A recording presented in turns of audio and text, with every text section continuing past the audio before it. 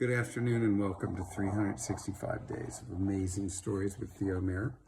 Here we are on, I believe it's day 229, and I'm continuing the story of the young man from Mosul and the murdered girl from 1001 Arabian Nights.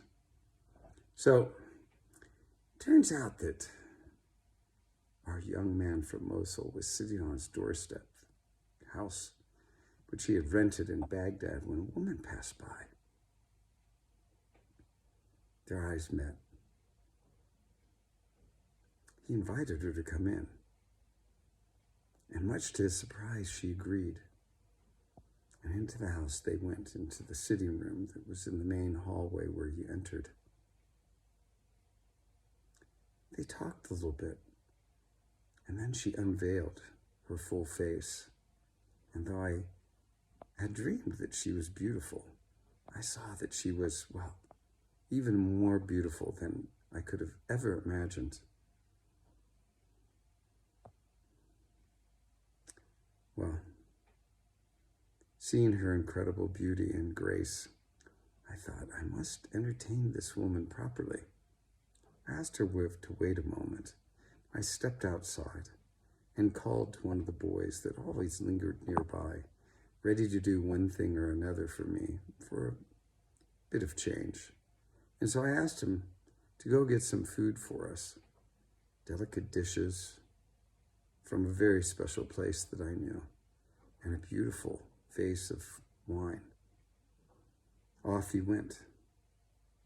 And no sooner had he left than we got back into conversation more deeply than before.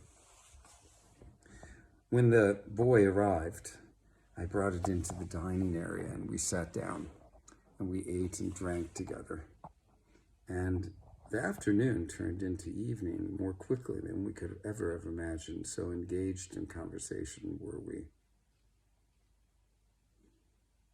Well, one thing led to another, and we drank so much that we were drunk. And it turned out that she ended up staying the night with me. And it was as nice a night as I ever could have imagined having. When morning came, I was surprised to see this beautiful woman still there with me. We ate and drank some breakfast, some tea together, and some bit of food, some dates and pistachios. And afterwards, she said she would be on her way. Well, I took out some coins to give to her, and she said, "Pay me? What are you thinking to do to pay me? For what?" She refused, and instead she took money out of her pocket, which she handed to me, and she said, "Here, take these. I will come back in 3 days, between sunset and early evening, and take this, and create a sumptuous feast for us again, as you did last night." I was surprised. I let her out. Off she went. 3 days hence, I went out into the market myself and bought the best of foods and began to prepare them in the way that I knew would satisfy anyone's hunger. When she arrived, we sat and talked in the room as we had the first time, and then went into the dining hall and ate and drank and ate and drank and talked. She spent the night again with me. And when she left, she again handed me coins, said she would be back in 3 days, and to do as I had before, and I did. Well, this went on day after day, and our connection together deepened and deepened, as you can imagine it might. Just a beautiful woman. And I wondered how I could be so lucky to have something like this happen. Well, one day when she came, she asked if she could bring her younger sister with her, who always was at home and never got out to do anything fun. She asked if she could bring her sister, and if that would be okay as well. And she told me that her sister was more beautiful than she was. Well,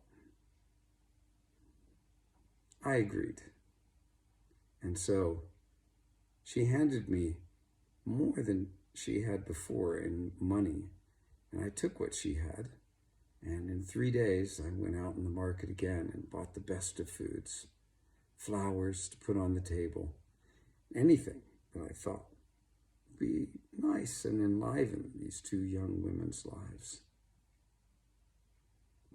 When they arrived, it was beautiful. Here I was with not only one beautiful woman, but two.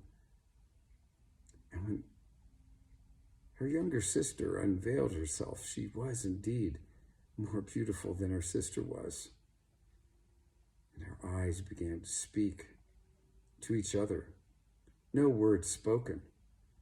And though I had thought that I loved the older, I felt a love and a passion inside myself that was greater than that. Well, we talked as we had before in the hallway, and then ate and drank into the early evening.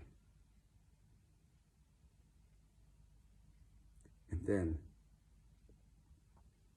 it just happened that, well, the older sister ended up making up my bed and then making up another smaller bed nearby for herself. She said, "I will sleep here so that you two might enjoy each other's company," she said. Well, it was a good night, I will have to tell you.